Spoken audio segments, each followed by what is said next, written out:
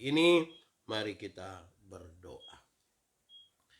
Ya Tuhan Allah Bapa pengasih dan penyayang, syukur kami kepadamu bahwa setelah lebih dari 2 minggu kami tidak bisa bersama-sama di malam penuh berkat.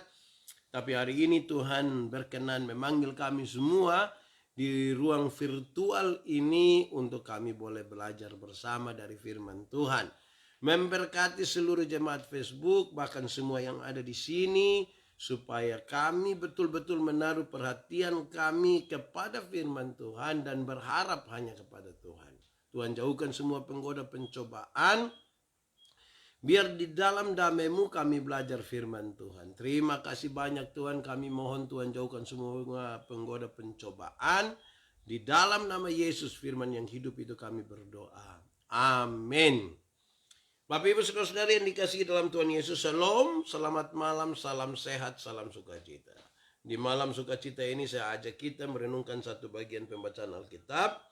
Hari ini terambil dari Ulangan pasal 6, ayat 1 sampai ayat yang ke-9. Ulangan pasal 6 ayat 1 sampai ayat yang ke-9, firman Tuhan berkata demikian, kasih kepada Allah adalah perintah yang utama. Inilah perintah, yakni ketetapan dan peraturan yang aku ajarkan kepadamu atas perintah Tuhan Allahmu, untuk dilakukan di negeri kemana kamu pergi untuk mendudukinya, supaya seumur hidupmu engkau dan anak cucumu takut akan Tuhan Allahmu dan berpegang pada segala ketetapan dan perintahnya yang kusampaikan kepadamu, dan supaya lanjut umurmu. Maka dengarlah, hai orang Israel, lakukanlah itu dengan setia, supaya baik keadaanmu dan supaya kamu menjadi sangat banyak, seperti yang dijanjikan Tuhan Allah nenek moyangmu kepadamu di suatu negeri yang berlimpah-limpah susu dan madunya. Dengarlah ya orang-orang Israel, Tuhan itu Allah kita, Tuhan itu Esa. Kasihilah Tuhan Allahmu dengan segenap hatimu dan dengan segenap jiwamu dan dengan segenap kekuatanmu. Apa yang kuperintahkan kepadamu pada hari ini haruslah engkau perhatikan, haruslah engkau mengajarkannya berulang-ulang kepada anak-anakmu, dan membicarakannya apabila engkau duduk di rumahmu, apabila engkau sedang dalam perjalanan, apabila engkau berbaring dan apabila engkau bangun. Harus juga engkau mengikatkannya sebagai tanda pada tanganmu, dan haruslah itu menjadi lambang di dahimu, dan haruslah engkau menuliskannya itu pada tiang pintu rumahmu, pada pintu gerbangmu. Demikian firman Tuhan. Berbahagia setiap orang yang mendengar firman, memelihara dan melakukan dalam hidup setiap hari. Shalom yang ada di sini, shalom. Selamat malam, salam sehat, salam sukacita, diberkati saudara-saudara semua.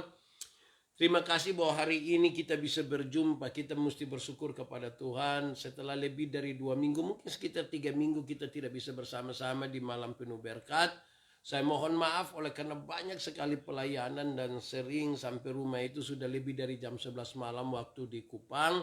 Saya ada di pulau-pulau, saya ada di banyak tempat. Akhirnya tidak bisa melaksanakan ini, tapi puji Tuhan hari ini kita bisa bersama-sama di sini di malam penuh berkat ini. Semoga ini tidak mengurangi sukacita saudara, tapi semakin semangat untuk bisa mendengarkan firman Tuhan. Puji nama Tuhan saudara-saudara. Mohon maaf kalau beberapa waktu tidak saya tidak sampaikan kepada saudara-saudara.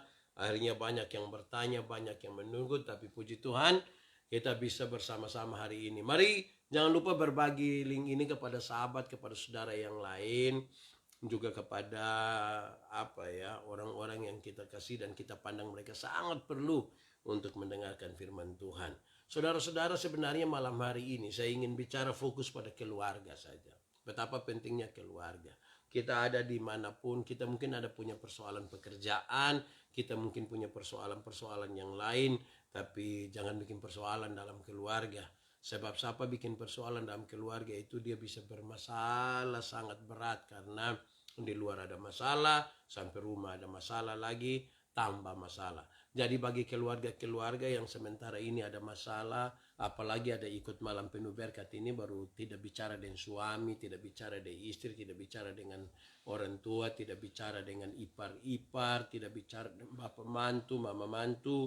Lebih baik lihat kok bawa mendolo bila perlu doa putus, bila perlu cium sabu lah supaya bisa selesaikan persoalan. Baik saudara-saudara, di kesempatan ini sekaligus ini juga menjadi tantangan kita di dalam keluarga, dan kali itu baiklah kita berbicara dan kita mendengarkan, kita merenungkan bagian-bagian ini dengan baik. Saudara-saudara, sebenarnya pada dasarnya kita punya sebuah rumusan-rumusan dasar yang baik untuk kita melihat apa yang harus kita buat ini, saudara. Saya ingin mengatakan rumusan-rumusan ini. Keluarga kuat, gereja pasti kuat. Bangsa kuat dan dunia memuliakan Tuhan. Ini rumusan dasar yang pertama yang saya kira mesti kita catat. Bila perlu saudara-saudara bikin status malam hari ini juga tidak apa-apa. Keluarga kuat, gereja kuat, bangsa kuat, dunia memuliakan Tuhan. Jadi harus mulai dari keluarga yang kuat. Membuat gereja menjadi kuat, bangsa ini menjadi kuat, dan dunia memuliakan Tuhan. Saudara-saudara, karena itu keluarga menjadi sasaran daripada pelayanan harusnya. Yang paling pertama, banyak orang bisa melayani di luar, tapi belum tentu melayani di dalam keluarganya sendiri. Kita menjadi pendeta bagi orang lain, tapi tidak menjadi pendeta, pelayan bagi rumah kita sendiri, bagi keluarga kita sendiri. Ini sekaligus tantangan bagi kami. Saudara-saudara, harusnya kita paham juga di rumusan dasar ini bahwa murid yang pertama sebenarnya adalah diri sendiri. Murid yang pertama adalah diri sendiri. Jonathan, shalom. Selamat malam, Jonathan. Ya, baik. Terima kasih. Murid yang pertama itu diri sendiri. Banyak orang berusaha untuk memuridkan banyak orang, bahkan ada dalam berbagai kegiatan multiplikasi, tetapi sering tidak dimulai dari diri sendiri. Diri sendiri harus menjadi murid yang pertama. Murid yang pertama menerima, mengenal, dan mengasihi Tuhan, dan kemudian dia berbagi dan memberitakan itu kepada orang lain. Setelah diri sendiri, baru kemudian berikutnya keluarga kita. Keluarga kita yang terdekat mesti yang lebih dahulu. Mereka mesti yang paling utama. Mereka harus menjadi bagian setelah kita mengasihi maksudnya setelah kita menjadi murid paling pertama. Saudara-saudara, pembacaan tadi adalah sebuah perintah. Sebenarnya ini adalah sema. Mereka sebutin sebagai sema, sesuatu yang sangat penting diajarkan supaya orang mengasihi Tuhan, dan bukan saja mengasihi Tuhan, tetapi mesti berbagi atau menurunkan itu, mengajarkan itu kepada anak-anak mereka, kepada keturunan mereka. Pembacaan tadi yang adalah sebuah perintah, ini menjadi menarik bagi kita karena sebenarnya konteks kita adalah banyak orang tidak suka diperintah. Ada banyak orang tidak suka diperintah. Sepertinya mereka mau mengerjakan saja. Kalau diperintah itu kadang-kadang ada orang suka tersinggung. Di rumah ini kadang-kadang kita perintah satu orang dia bisa tersinggung. Kadang-kadang macam-macam di tempat kerja dan lain sebagainya. Karena itu saudara-saudara, ketika kita bicara tentang perintah, kendala kita adalah banyak orang tidak suka diperintah. Bahkan yang berkaitan dengan perintah Tuhan juga banyak orang tidak mau peduli dengan itu, saudara-saudara. Padahal perintah itu diberi untuk melindungi. Perintah itu ada, perintah itu disampaikan, perintah itu diberikan kepada kita sebenarnya untuk melindungi, memberkati, dan memiliki umur panjang. Perintah dalam teks tadi. Keadaan menjadi akan lebih baik dan kamu akan menjadi sangat banyak. Itu kan luar biasa. Perintah yang disampaikan di dalam pembacaan tadi memberikan kepada kita perlindungan mestinya. Walaupun konteks kita adalah banyak orang tidak suka diperintah, tetapi perintah yang Tuhan berikan bagi kita melalui pembacaan tadi bagi Musa, bagi bangsa Israel, melalui Musa bagi bangsa Israel, ini serius sekali. Kenapa? Karena dengan maksud melindungi, memberkati, memberi umur panjang, keadaan menjadi baik, dan membuat bangsa ini menjadi sangat banyak. Saya kira itu kerinduan banyak orang. Juga menjadi kerinduan saya dan saudara. Tapi mendengar perintah, mengikuti perintah, banyak orang tidak suka. Sebenarnya perintah Tuhan itu adalah isi hati Tuhan. Tuhan, sesuatu dalam hatinya yang ingin disampaikan kepada kita. Betapa isi hati Tuhan itu disampaikan kepada orang-orang. Paling tidak dalam konteks ini adalah bangsa Israel, selebihnya adalah saya dan saudara. Kalau isi hati Tuhan itu diberikan kepada kita, saya membayangkan saudara, kalau kita bicara tentang isi hati tidak disampaikan sembarang. Isi hati itu disampaikan pada orang-orang yang dekat. Isi hati itu disampaikan kepada mereka yang punya relasi yang intim, punya relasi yang kuat. Isi hati itu disampaikan. Jadi kalau isi hati Tuhan itu disampaikan kepada kita, sebenarnya Tuhan merindukan kita dekat dengan Tuhan. Tapi selalu saja banyak godaan, ada saja hal yang membuat kita justru memilih untuk menjauh dari Tuhan. Saudara-saudara, itu berarti banyak orang tidak mengasihi Tuhan sebenarnya. Banyak orang tidak mengasihi Tuhan dengan segenap hati, sehingga ketika Tuhan menyatakan isi hatinya bagi kita, Tuhan sayang sama kita sebenarnya, tapi kita yang justru tidak sayang kepada Tuhan. Mari kita renungkan, tidak usah tunjuk orang, tidak usah menghakimi siapapun, tapi coba kita renungkan. Jangan-jangan memang kita seperti itu, kita kelihatan memang mengasihi Tuhan, tapi dari dalam hati kita bukan itu yang ingin kita nyatakan. Baik. Hal-hal yang berkaitan dengan pemuritan di dalam keluarga, saya kira ini hal yang dari awal saya sudah sampaikan bahwa kita harus menjadi murid yang pertama. Selanjutnya hal-hal ini penting kalau kita bicara dalam konteks keluarga ini. Pertama, saudara-saudara, haruslah menjadi sebuah keteladanan. Hukum keteladanan itu sebenarnya dalam keluarga itu ringan saja. Hukum keteladanan yaitu anak-anak itu meniru orang tua. Itu hukumnya begitu. Anak-anak meniru orang tua. Kalau orang tua suka maki, ya anak-anak suka maki. Orang tua suka berdoa, suka beribadah, anak-anak suka mengikutinya. Orang tua melakukan apa, kan anak-anak itu pelajar cepat. Mereka melakukan apa yang mereka lihat, melakukan apa yang mereka dengar, memperkatakan apa yang mereka dengar. Jadi sebenarnya hukum keteladanannya adalah anak-anak suka meniru orang tua. Coba kita lihat, kadang-kadang orang tua ini kalau anak-anak bikin sesuatu yang agak lucu, orang tua baku tuduh, bilang, itu ikut mama itu. Satu itu ikut bapak, satu itu ikut dia pubai. Tapi kadang-kadang anak ini ikut tetangga sebelah ini. Mungkin kan kebetulan dia suka bermain-main di sebelah barangkali. Ya, terima kasih. Ya, kira-kira begitu. Saudara-saudara, sebenarnya keteladanan itu penting dimulai dari perkataan. Perkataan-perkataan kita tuh mesti perkataan yang penuh, yang bisa diteladani. Kata-kata yang keluar itu terpikirkan secara baik.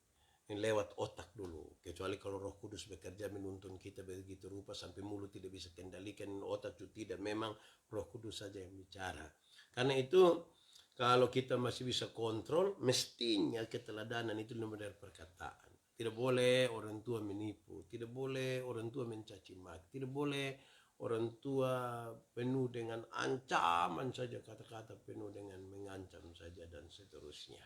Kata-kata itu harus menjadi yang paling pertama dalam sebuah keteladanan. Nilai dari kejujuran, kesabaran ditangkap oleh anak-anak, bukan diajarkan. Mereka harus menangkap sesuatu, mereka harus melihat sesuatu, mereka harus mendengar sesuatu. Karena tanpa sadar orang tua menjadi guru atas anak-anak. Kalau mereka guru atas anak-anak, maka mereka harus menangkap sesuatu dari apa yang mereka lihat, mereka dengar tiap hari. Milda Emil, bagaimana kalau anak-anak tidak melakukan keteladanan dari orang tua? Saya kira orang tua paling dekat ya anak-anak. Kita harus jujur beberapa hal. Kejujuran pertama, anak-anak itu milik Tuhan. Orang tua mesti berbicara kepada Tuhan untuk banyak hal menyangkut dengan anak-anak. Toh yang akan merubah anak-anak juga Tuhan. Tapi paling tidak di dalam melakukan yang benar itu orang tua itu masuk dalam kategori wajib melakukannya benar. Kalau kita mengasihi Tuhan berarti kita harus melakukan apa yang Tuhan kehendaki dalam hidup kita. Amin. Betul Mama Lili Manudima. Karena itu memang setiap orang tua yang mengasihi Tuhan pasti nilai-nilai kejujuran, nilai-nilai kesabaran itu akan kelihatan dan ditangkap oleh anak-anak. Kedua, saudara-saudara, berkaitan dengan komunikasi yang terbuka. Yang pertama itu berkaitan dengan menjadi teladan, tapi yang kedua itu komunikasi yang terbuka. Bagaimana komunikasi terbuka? Kunci dari komunikasi yang terbuka adalah mendengar. Mendengar dan sekali lagi mendengar. Komunikasi yang terbuka itu mesti dimulai dari mendengar. Banyak orang kepingin berbicara untuk orang dengar, tapi sulit sekali membiarkan telinganya untuk mendengar.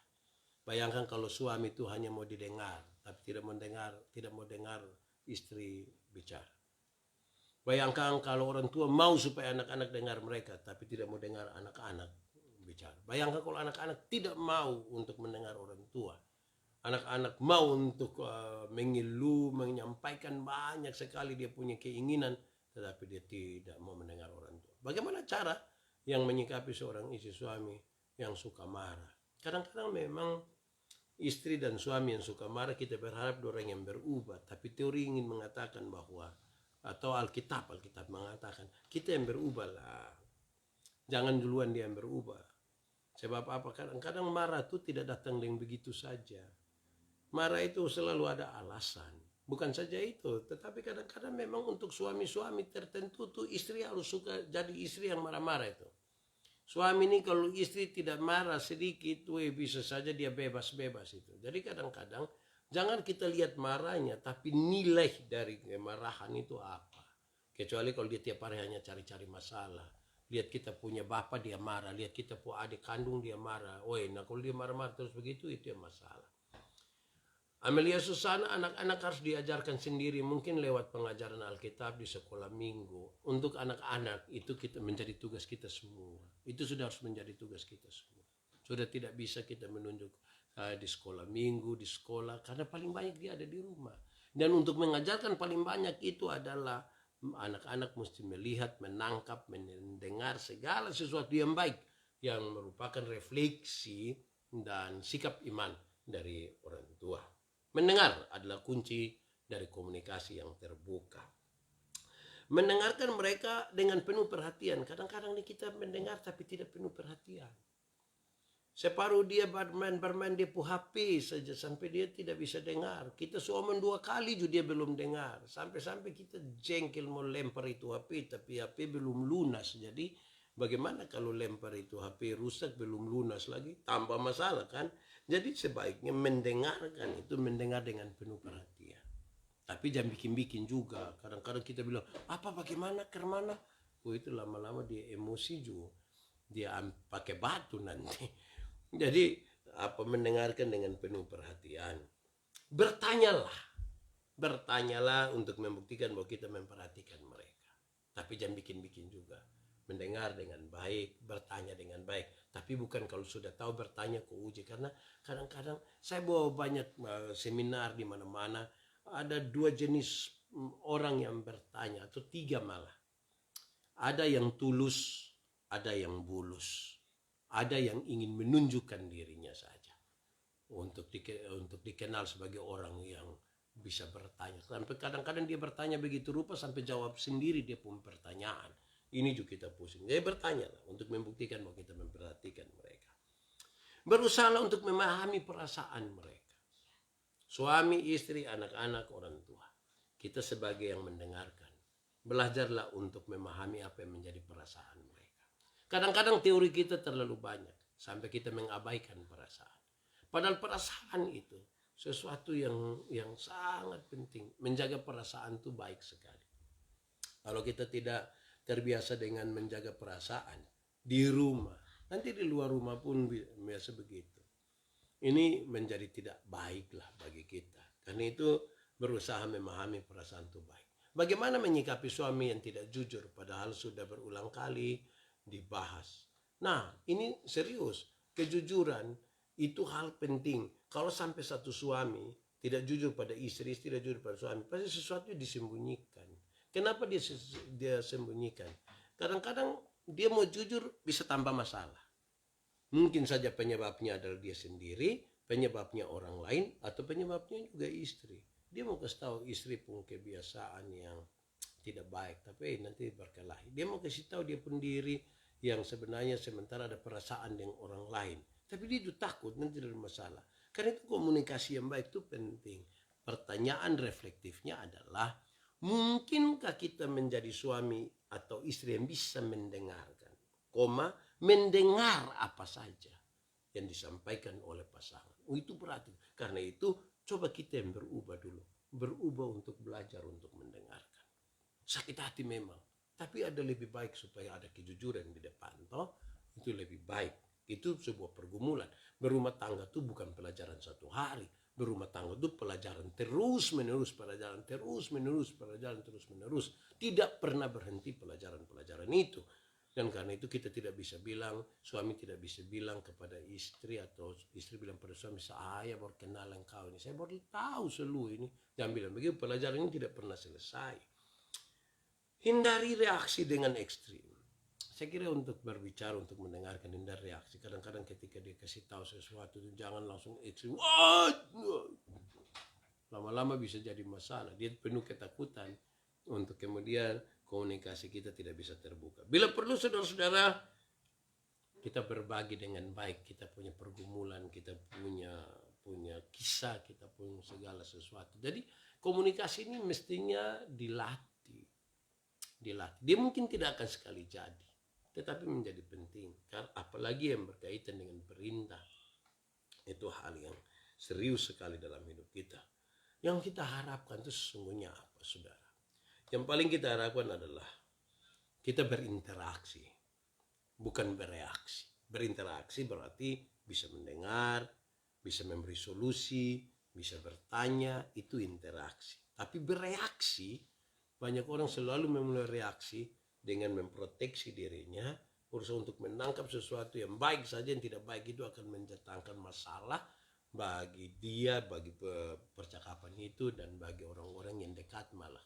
Sehingga banyak kali ada orang yang tidak jujur dengan suami, istri, atau anak, atau orang tua. Dia lebih suka jujur ya orang lain, dengan teman-teman, atau orang yang justru bukan yang ada di rumah. Pada rumah menjadi tempat yang terbaik untuk kita bisa lebih jujur dan belajar tentang banyak hal, dan terutama komunikasi. Harapan kita juga adalah mendengar untuk memahami, bukan berkata untuk dipahami. Mendengar untuk memahami apa yang orang lain katakan. Bukan sekadar untuk berkata supaya kita dipahami. Tolong mengerti beta dulu. Tolong mengerti beta. Tapi kalau kita tidak mengerti orang, kadang-kadang kita terlalu memaksa supaya kita dimengerti, tapi tanpa mengerti orang lain. Mendengar itu menjadi baik. Ini pelajaran terus ini. Saudara tahu bahwa sebenarnya dengan mendengarkan dan berkomunikasi, saudara, tidak ada masalah yang tidak terselesaikan. Mestinya bisa terselesaikan. Apalagi ini kita bangun dia dalam kerangka iman, orang-orang percaya kepada Tuhan.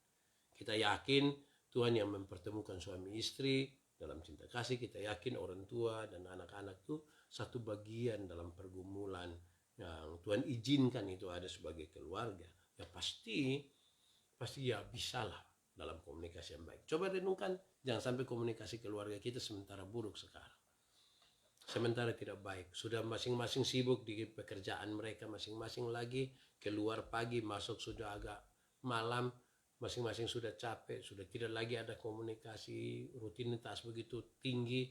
Akhirnya kita sepertinya tinggal serumah, tapi kita sudah tidak ada relasi lagi, kan komunikasi kita sudah terputus. Saudara-saudara, waktu, karena itu kita butuh atur waktu. Waktu itu penting bagi kita. Bukan soal berapa lama, tapi apa yang kita isi selama dalam kebersamaan itu.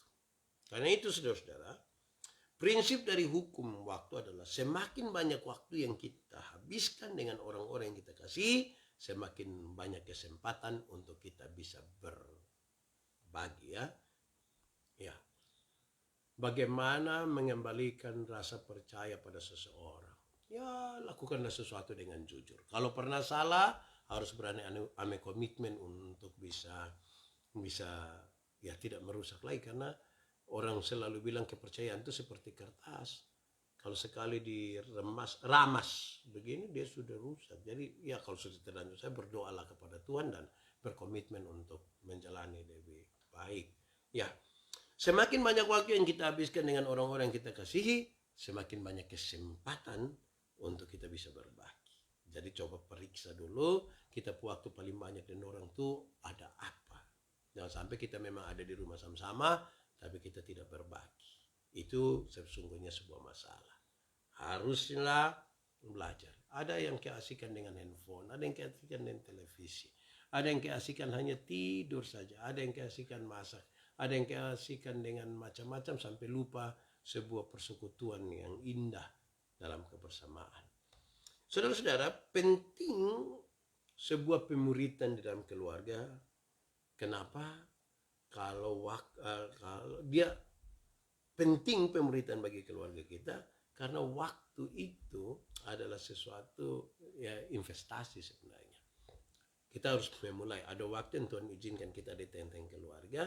Ini investasi terbaik.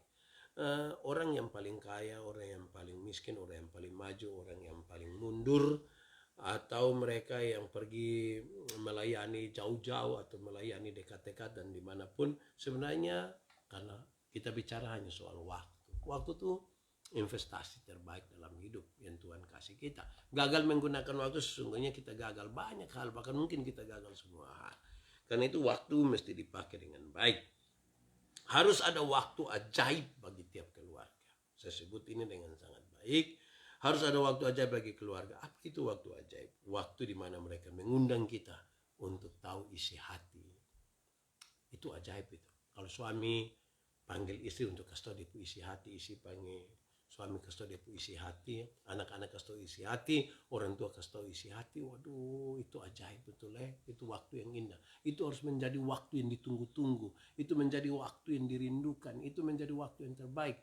Ibarat orang tua dengan anak-anak kalau tidak tinggal sama-sama, satu di Soe, satu di Kupang, satu di Jakarta, satu di Batak, satu di Batak T, satu di mana-mana, tapi tiba-tiba ada yang telepon, orang tua telepon, anak telepon itu dan mengungkapkan isi hati mereka. Wah, itu indah sekali ya. Ada banyak keluarga sih yang sudah tidak pernah lagi istri bilang cinta kepada suami atau sebaliknya. Bagaimana untuk menghadapi orang tua yang selalu berpikir yang tidak benar tentang kita, dan itu terjadi dalam tempo yang lama. Bagaimana harus disikapi atau diam saja? Saya kira yang paling pertama untuk merubah itu hanya Tuhan yang bisa rubah. Karena itu harus terus berdoa. Apa yang kita pikirkan tentang orang tua yang seperti itu? Kita mesti berdoa. Tapi yang berikut juga harus belajar untuk melakukan sesuatu secara jujur dan terbuka. Untuk menyampaikan bahwa apa yang dipikirkan itu salah.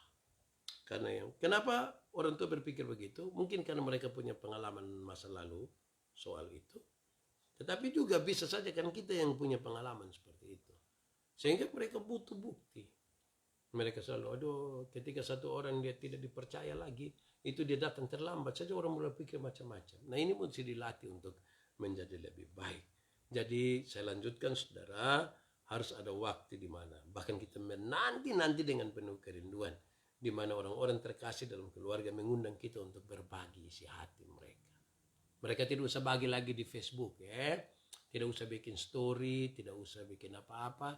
Bagi saja di suami, bagi saja di istri, bagi saja di anak-anak. Banyak orang curhatnya kok di media sosial, bukan di istri, bukan di suami. Ada yang begitu kok. Kasih tahu kok suruh berhenti sudah. Lihat kok berbagi saja suami istri, anak-anak orang tua. Saudara-saudara, waktu di mana kita ingin mendengarkan atau kita dapat bagian dari isi hati mereka, itu waktu jangan dipaksakan.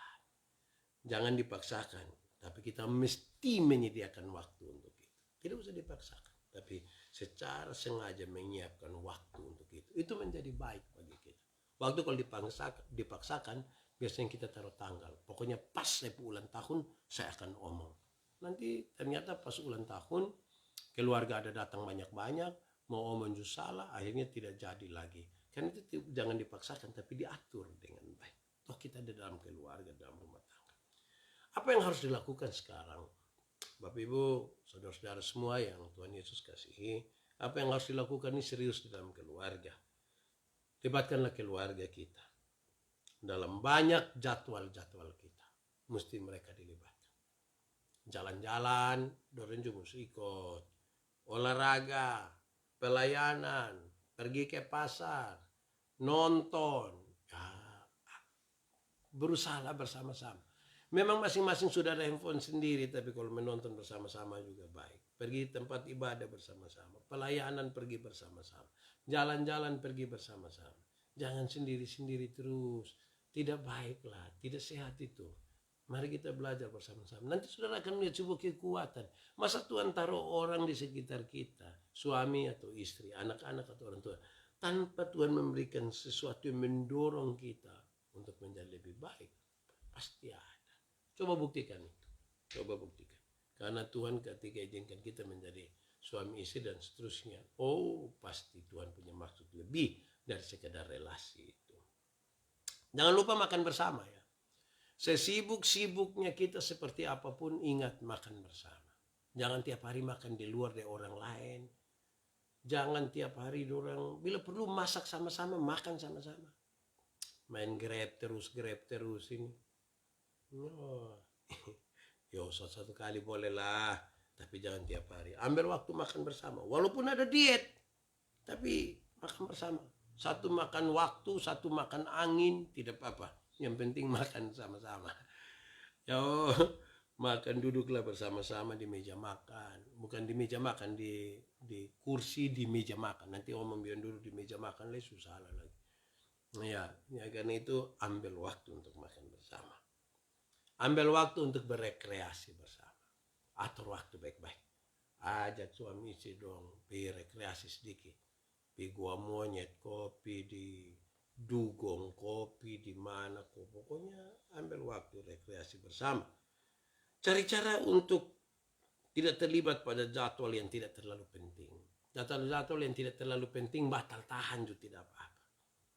Jadwal-jadwal yang hanya mau dengan teman-teman alumni TK mana mau pifato kopa, batal tahan lah dengan keluarga saya dulu. Bagaimana peran minoritas dalam mengatur waktu untuk kebersamaan dengan tetangga. Saya kira kebersamaan kita dan tetangga bukan soal ibadah. Ada banyak kebersamaan kita.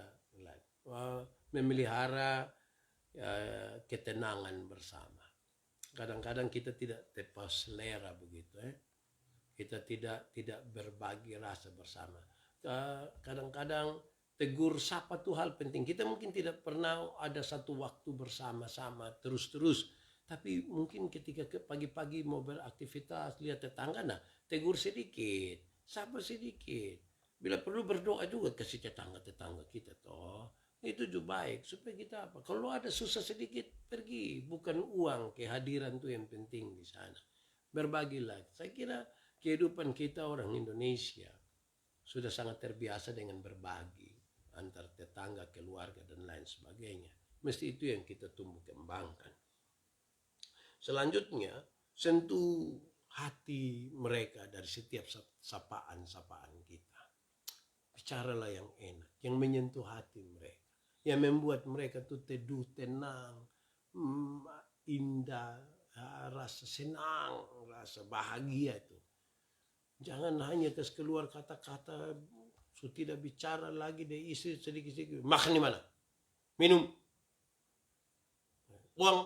Wah, kalau hanya begini-begini bisa bahaya ini. Pakailah kalimat-kalimat yang baik juga. Ciptakanlah kalimat-kalimat yang indah untuk menyentuh hati mereka. Suami, istri, anak-anak.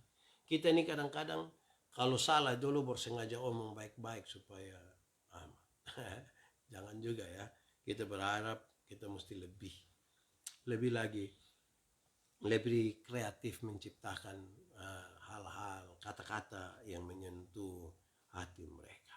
Tapi jangan lupa satu hal ini, keintiman, saudara. Keintiman ini sangat penting.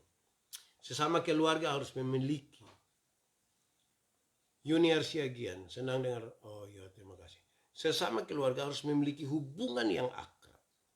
Harus. Sesama keluarga mesti akrab. Keluarga yang memiliki hubungan yang akrab akan saling menolong ketika anak-anak ada berbagai persoalan. Dan itu yang luar biasa mestinya. Kalau tiap-tiap keluarga memiliki hubungan yang akrab, saya kira itu sangat baik. Keakraban itu sebenarnya bisa dibangun di dalam keluarga. Ini hanya soal apakah kita memulai atau tidak. Orang tua punya peran yang sangat penting di sana untuk membangun hubungan-hubungan yang akrab.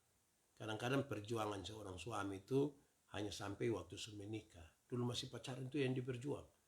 Jalan kaki juga malam minggu tidak pernah putus, siap makan segala macam antar. Tapi setelah menikah dia sudah dingin-dingin. Aduh, Atur baik-baik waktu lah untuk begitu. Hubungan-hubungan yang buruk mesti diperbaiki. Kalau sementara saudara mengikuti malam penuh berkat, mendengarkan khotbah ini, kalau saudara rasa hubungan sementara tidak aman dengan suami, dengan istri, dengan anak-anak, dengan orang tua, segera diperbaiki. Berdoa baik-baik. Kita hati ini kadang-kadang tidak mau untuk mau menyapa, menegur lebih dulu, tapi lebih baik atur supaya duluan gitu. Sebab mereka orang yang kita kasihkan, kita mau baik dengan orang-orang yang kita kasihkan. Jangan merusak itu hanya karena kita punya ego. Jangan. Ego. Ini saya suka protes di sini. Ego. Nah, begitu ya.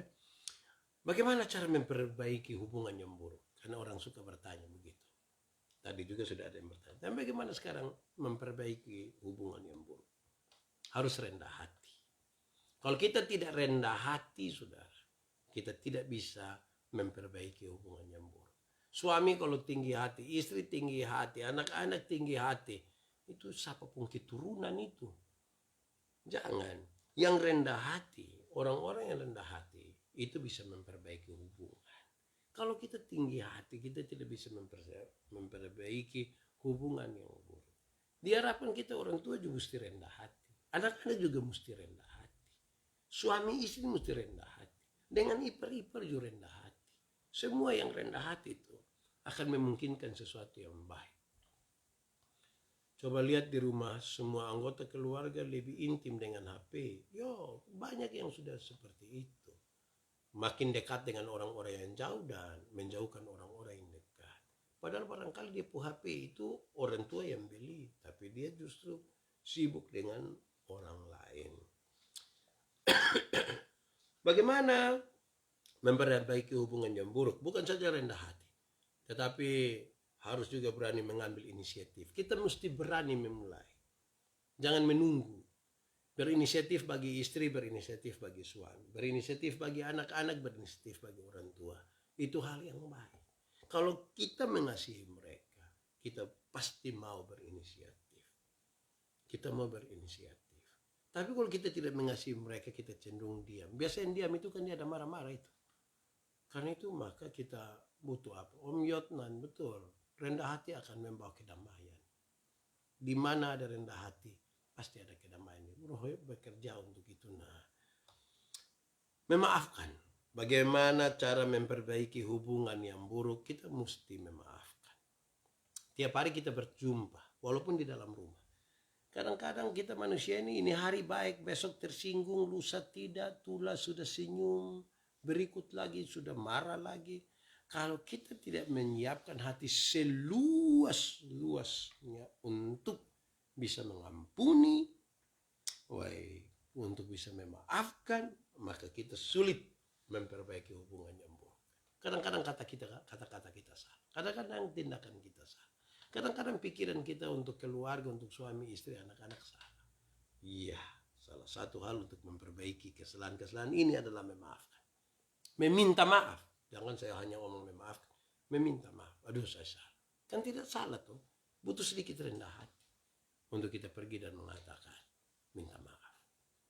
Kalau dengan istri saya, dengan suami saya, kita tidak sanggup minta maaf. Bagaimana kita minta maaf kepada orang lain? Nanti semua hanya penuh drama saja itu. Tidak sehat. Banyak kali kita, bahkan di dalam gereja sekalipun juga, satu pendeta dan satu pendeta ada senyum baik-baik, tapi hati tidak penuh memaafkan. Penuh amarah dan mengharapkan kejatuhan orang lain. Nah, yang begitu. Memaafkan dan minta maaf itu harus jadi satu paket. Memaafkan kalau kepada kita yang dalam tanda petik dikorbankan. Kita yang sakit hati, memaafkanlah. Tapi kalau kita yang buat sakit hati, minta maaflah. Tidak apa-apa toh. Tuhan ajarkan kita yang baik. Kita tidak usahlah terlalu berteori sampai tidak mampu melakukan apa. Lakukanlah ini. Meminta maaf, memberi maaf. Itu sudah baik sesungguhnya. Itu akan menjadi aman bagi kita. Banyak orang mau untuk memaafkan, dimaafkan, tapi tidak mau untuk memaafkan.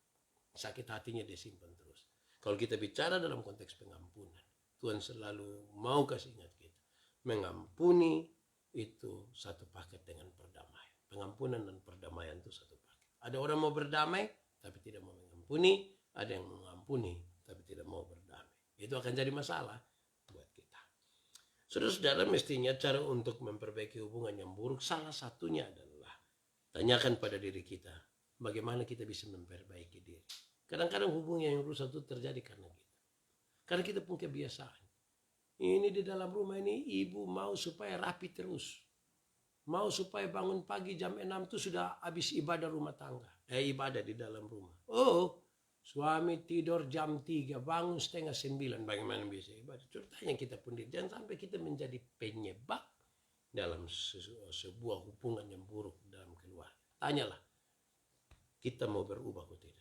Apa yang harus buat kita berubah hari ini? Dan saya kira itu sudah cukup baik bagi kita. Mari kita lihat apa yang akan ada di depan. Visinya. Saudara-saudara, manusia itu adalah mahakarya dari Tuhan Allah. Tidak ada duplikasinya. Tiap-tiap orang itu dengan dia pun diri sendiri. Tidak ada, muka mungkin sama, wajah mungkin sama. Tapi Tuhan menciptakan dia secara ajaib. Tunggal itu, satu itu. Saudara-saudara, semua yang Tuhan kerjakan itu menyenangkan hati Tuhan. Semua baik, Tuhan bilang begitu. Semua baik, Tuhan yang kerjakan.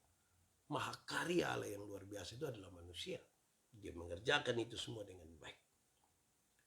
Semua itu diharapkan ya supaya manusia kemudian memuliakan Tuhan toh, kan dia menciptakan yang baik.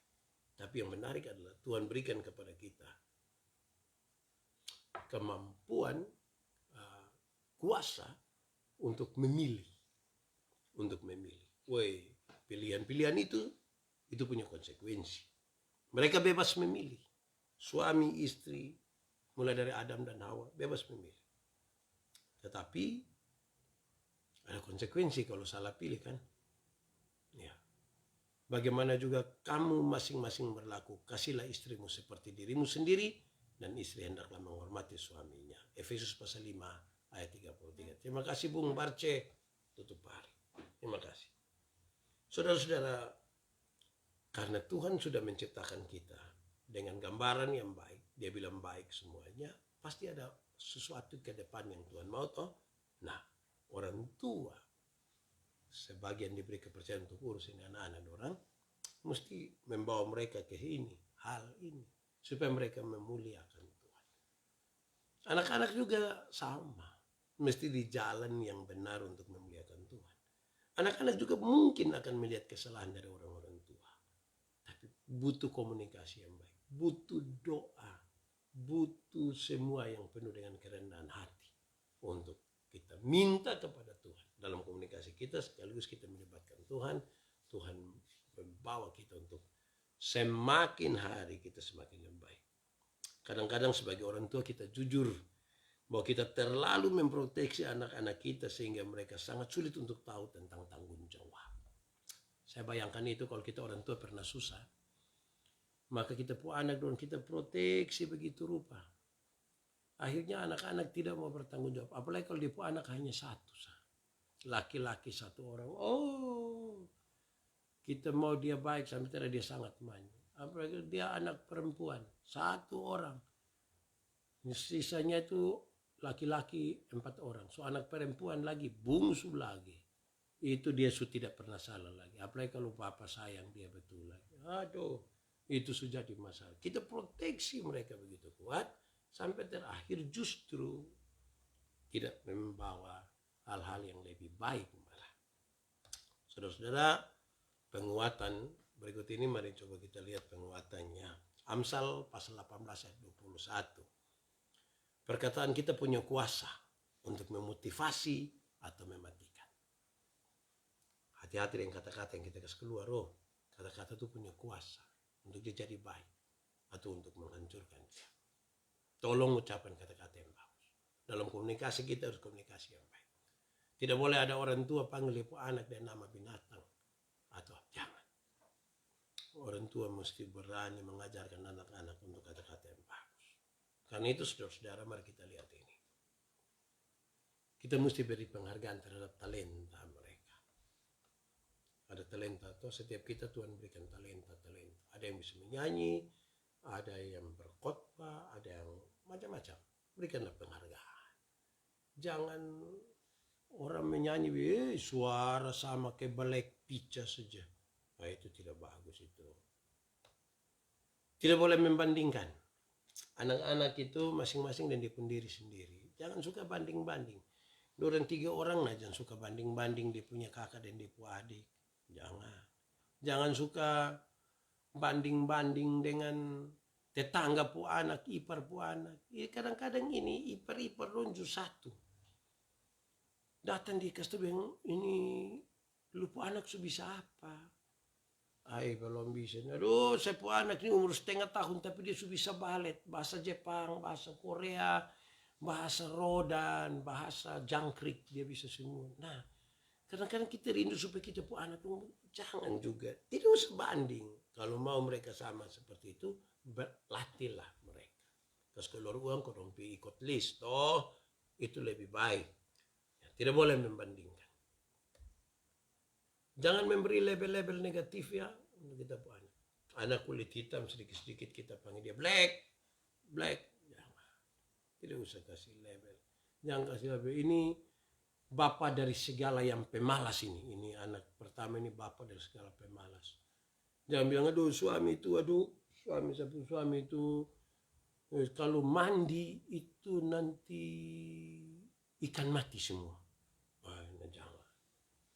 Jangan begitu. Itu kita suka si label, tidak betul itu. Jangan suka. Kadang-kadang kita pikir itu hanya kelakar, itu hanya main gila. Tapi itu tidak baik sesungguhnya. Satu hal yang lebih istimewa sebenarnya penguatan itu selain dari firman itu. Kita mesti memberi penguatan melalui cinta kasih. Cinta kasih itu memberi kekuatan. Ketersediaan makan, minum, pakaian kalau tanpa cinta kasih dia tidak menguatkan. Anak-anak tuh kadang-kadang duduk pikir, kok orang tua datang, dia pun teman, orang tua datang jemput, kok dia orang tua sendiri tidak pernah datang jemput. Jadi pakaian segala macam, kalau tanpa cinta kasih tidak memberikan kekuatan. Mungkin ada waktu di mana kita saling memuji pada tataran yang benar, istri puji suami, suami puji istri, mama alis tuh bagus. Dan mama alis tuh macam ke hutan pinus. Sama ke pohon tua. Bahaya.